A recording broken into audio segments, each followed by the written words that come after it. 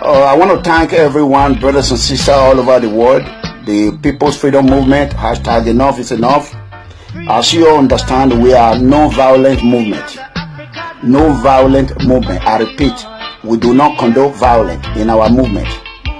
But what we are anti-corruption, anti-xenophobia, anti-police brutality, and so many more. Anything that contradicts our value, that has anything to do with, that is against human rights, we are against it.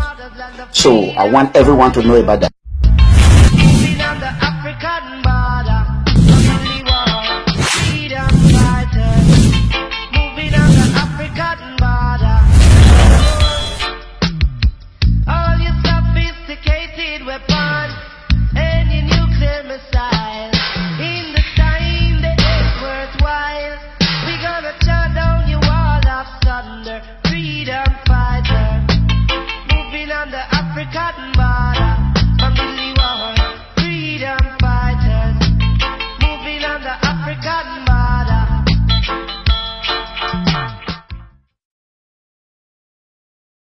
You go to Nigeria, which is, if not the most corrupt nation in Africa, and it is, it could be the most corrupt nation in the world, Minister Farrakhan. Oh, now, Mr. Wallace. It is the most corrupt nation that I have ever covered. I've been there 25 years ago, and I've been there as recently as last year. Fine. So what? 35 years old. That's what that nation is. Now, here's America, 226 years old. You love democracy, but there in Africa, you're trying to force these people into a system of government that you just have accepted. 30 years ago, black folk got the right to vote. You're not in any moral position to tell anybody how corrupt they are. You should be quiet and let those of us who know our people go there and help them get out of that condition. But America should keep her mouth shut wherever there's a corrupt regime, as much hell as America has raised on the earth. No, I will not allow America, or you, Mr. Wallace, to condemn them as the most corrupt nation on earth when you have spilled the blood of human beings. Has Nigeria dropped an atomic bomb and killed people in Hiroshima and Nagasaki? Have they killed off millions of Native Americans? How dare you put yourself in that position as a moral judge? I think you should keep quiet, because with that much blood on America's hands, you have no right to speak. I will speak because I don't have that blood on my hand. Yes, there's corruption there. Yes, there's mismanagement of resources. Yes, there is abuse. There's abuse in every nation on earth, including this one. So let's not play holy to moralize on them. Let's help them. I'm not moralizing. I'm asking a question, and I got an answer. Why would you put it as the most corrupt regime in the world? That doesn't make sense. Can you think of one more corrupt? Yeah, I'm living in one. I'm living in one. Yes, you've done a hell of a thing on this earth, so you should not be the one to talk. You should be quiet when it comes to moral condemnation. I feel like crying looking at our country, Nigeria. The reason is basic. We are a dumb nation. We are not intelligent at all.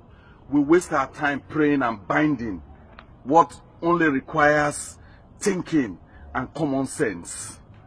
Ladies and gentlemen, we are a country where our president will travel to Saudi Arabia on the lesser Hajj or on the major Hajj, where our president, if he's a Christian, will travel to Jerusalem to pray and begin to bind forces and ask for divine help to rule Nigeria. Whereas all that Nigeria requires is common sense, and that's what our leaders lack.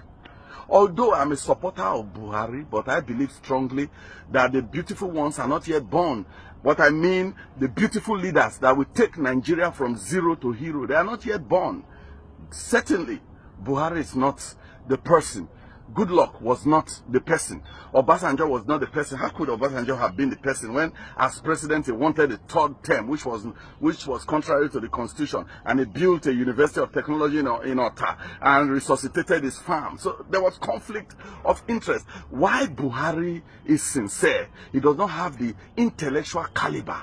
He does not have the intellectual weight to rule a country of about 200 million people. Let me give you an idea of what Nigeria needs. Nigeria needs intelligence. We need a leader with intelligence quotient.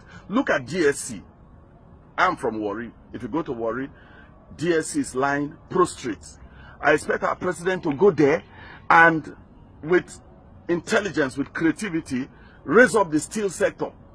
I expect our president to nationalize the power sector.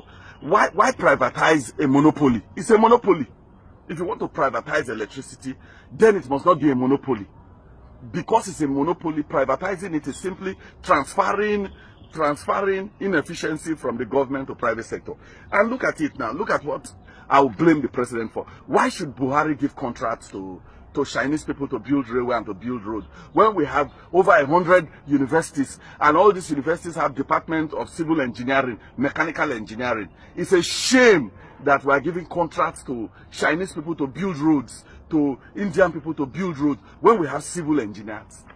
These people are paid expatriate salaries. When we have Nigerians, we should be able to build our own roads. I expect the president not to be hobnobbing with religious leaders. I see him smiling with the Catholic bishops, Anglican bishops. I want him to call a conference of scientists, engineers. It's a shame that individuals can pave their own compounds, but the government cannot pave its own road.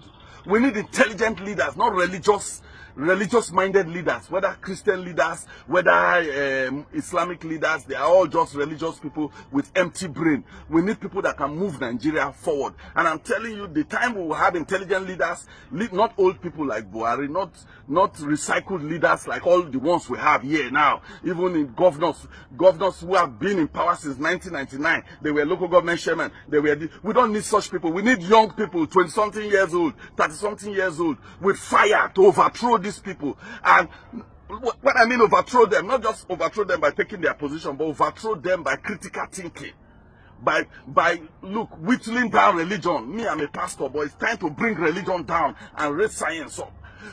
I will respect Buhari the day he calls a conference with scientists, discuss with them. I will respect Buhari the day I see him in one rural village, brainstorming with villagers. I will respect him the day I see him talking with people in the streets of Nigeria, not hiding in Aso Rock and traveling with jets all over the country. Ladies and gentlemen, the beautiful ones are not yet born. It's time to take over Nigeria. Take over Nigeria from the hands of religious bigots, both the Christian bigots and the Islamic bigots, and bring people into power who are scientific, people with critical thinking. That's the only way Nigeria will move forward. Presently, with 100 and something universities, Nigeria is a dumb nation. Nigeria cannot make pin, Nigeria cannot make sheep, so Nigeria cannot create employment. We need people who are ready to use their brain. As you think, so you are. Buhari is yet to start thinking. Thank you very much. Bye. Wonderful colleagues have said. I just want to raise a couple of very, very important points, which is very important for us. One, Nigeria does not have an automobile policy, first. So in banning vehicles, you don't even have a policy to refer to. That is one. Two, people in government sometimes see businessmen as adversaries, not people they must promote.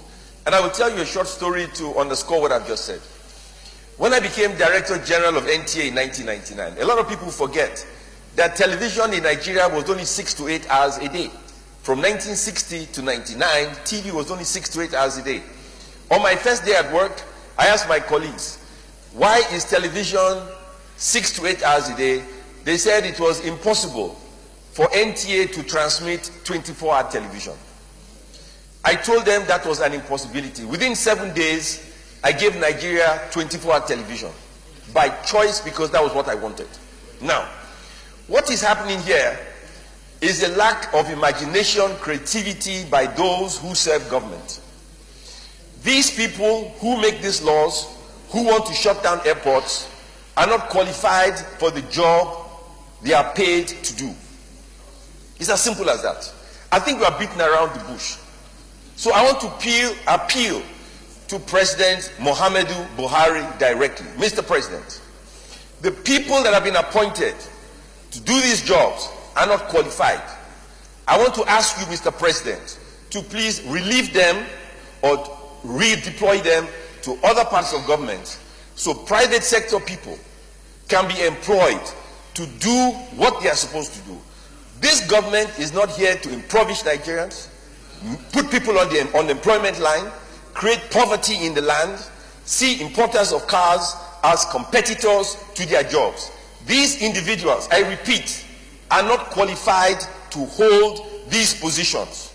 You cannot shut down the airport. You cannot stop cars coming into the country.